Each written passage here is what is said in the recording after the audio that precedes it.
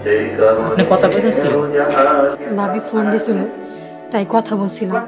আপনি তো দেখে আমার মহা বিপদে ফালাইবেন, আমার চরিত্রে দাগ লাগাইবেন। বিপদে পড়ে আপনার কাছে আইছি, আর আপনি আমার বকা দিতেছেন। আচ্ছা ঠিক আছে, কান্নাকাটি করেন না। তাইলে আমার আর বকা দিয়েন না। আচ্ছা বকা দিব না, কিন্তু আপনি কখন যাইবেন?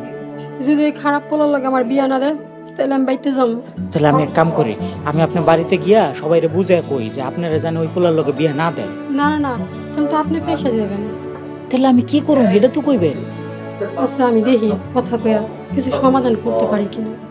আচ্ছা দেখেন, যাই করেন আজকের দিনের মধ্যে করেন, আমি খুব ভয়ে আছি। আমি শুনছি ইমানদার ব্যক্তি নাকি আল্লাহর ছাড়া আর কাউরে ভয় পায় না। আমি মান ইজ্জতের ভয় করতেছি। কিছু হইব না, আল্লাহ ভরসা।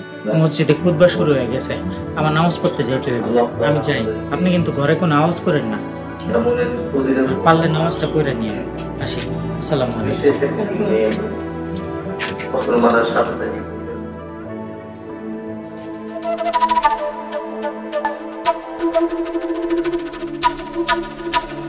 ওই খারা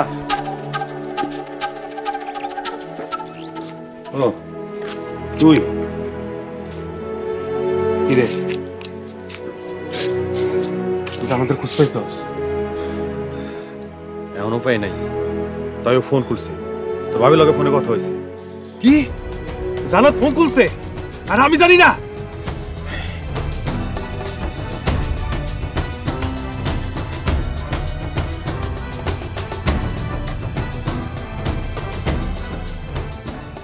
ফোন ব্যস্ত কইতাছে, মনে হয় আর নাগরের লগে কথা কইতাছে। সমস্যা নাই, ফোন যেহেতু খুলছে খুঁজে ঠিকই পাম।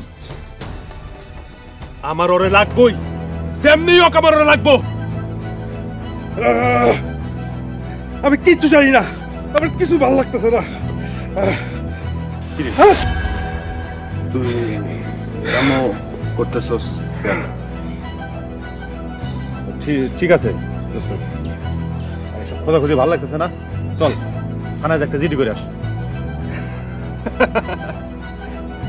হালাই যাওয়া লাগবো কি লেগা? আমরা দুই ভাই আছি না, আমরা দুই ভাই মিলে খুঁজুম। চল আরে আয় চল।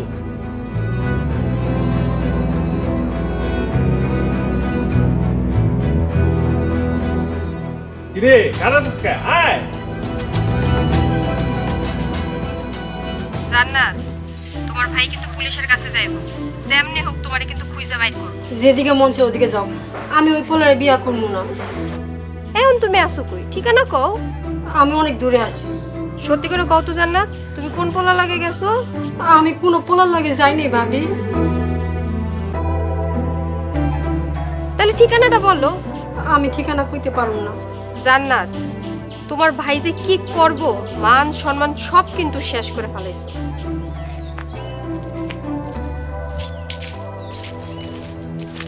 আসসালামু আলাইকুম। ওয়ালাইকুম সালাম। কেমন আছো বাবা রাতুল? আমি আসলে একটু বিপদের মধ্যে আছি হুজুর। কেন, কি হইছে?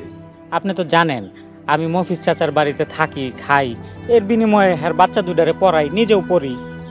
জানি তো, কি হইছে? হয়েছে কি হুজুর, গতকাল রাইতে না এক মাইয়া পালায় আমার ঘরের ভিতরে ঢুকে গেছে, আর বাইরে হইতে চাইতেছে না। ইন্নাইলা, মায়া কই থেকে আইলো? কই থেকে আইছে তা তো জানি না, তো ওই মাইয়ারে নাকি বাড়ির থেকে জোর করে বিয়া করায় দিতে চাইছিল। হ্যাঁ, আর কোনো উপায় না পাইয়া আমার ঘরের ভিতরে আয়া ঢুকছে। এখন আমি কি করুম হুজুর? শুনছি রতনের বোন নাকি বিয়ার আসর থেকে পালায়া গেছে, ওই মায়া না তো? হইতে পারে, কিন্তু আমি কি করুম? আবার আমারে কইছে আমি যদি এই কথা কাউরে জানাই তাহলে নাকি নিজের জীবন শেষ করে দিব। আচ্ছা ঠিক আছে, তুমি যাও, আমি একটু ভাইবা দেখি। হুজুর, যা করার একটু তাড়াতাড়ি করেন, আমার এই বিপদ থেকে উদ্ধার করেন। আচ্ছা ঠিক আছে। আসসালামু আলাইকুম। ওয়ালাইকুম আসসালাম।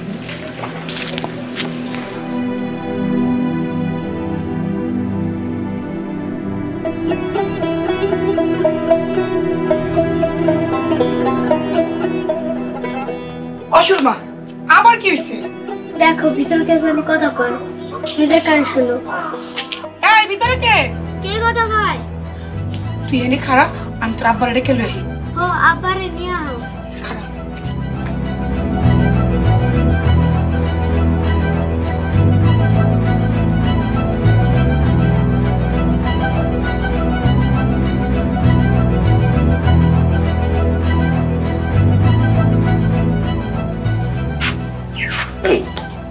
কি হয়েছে আমার এখানে নিয়েছো?